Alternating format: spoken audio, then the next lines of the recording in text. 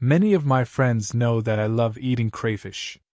Once, I ate at a crayfish restaurant in Shanghai that completely changed my worldview. So, I even coerced the owner into letting me invest and become a shareholder in the restaurant.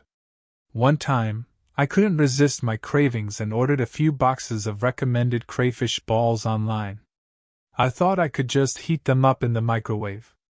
But it turned out that they were called beer-spiced crayfish, and the instructions were to buy a can of beer, heat up the crayfish balls in a frying pan, and then pour in the beer and stir-fry.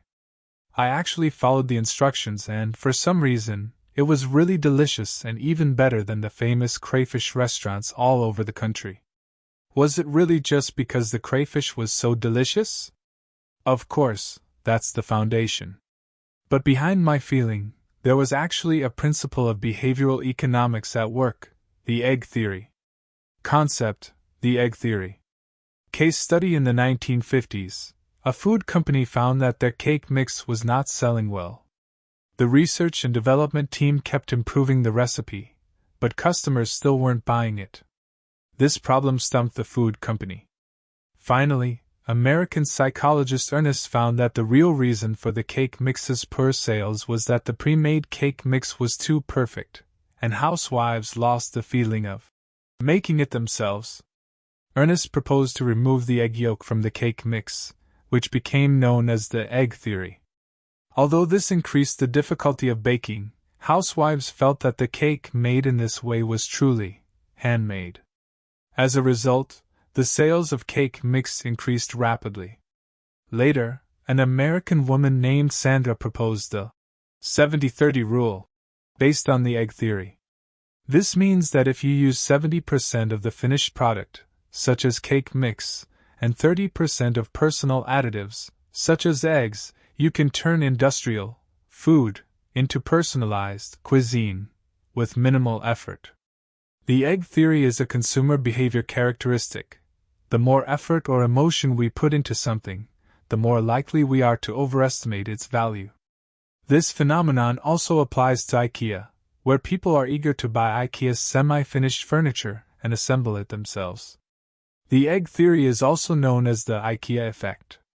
Usage: 2 methods. First, give users a sense of participation. Xiaomi is a classic example. By allowing early users to participate in the functionality and experience design of its mobile operating system MIUI, it gained a group of loyal seed users and became the starting point for diffusion. Another example is Apple's iPad. Apple offers a free service, laser engraving. Consumers can conceive and create a piece of text themselves, and Apple quickly performs laser engraving and ships it, increasing consumer participation. Second, make users work. In Zhejiang, there is a private entrepreneur in the baking retail industry who has opened hundreds of chain stores. In his stores, there is a huge operating table and a row of chairs. This boss said that customers can get hands-on here and make their own cakes, and then paid to buy their own works. It is said that the gross profit of this DIY business is quite high, higher than selling finished cakes in the store.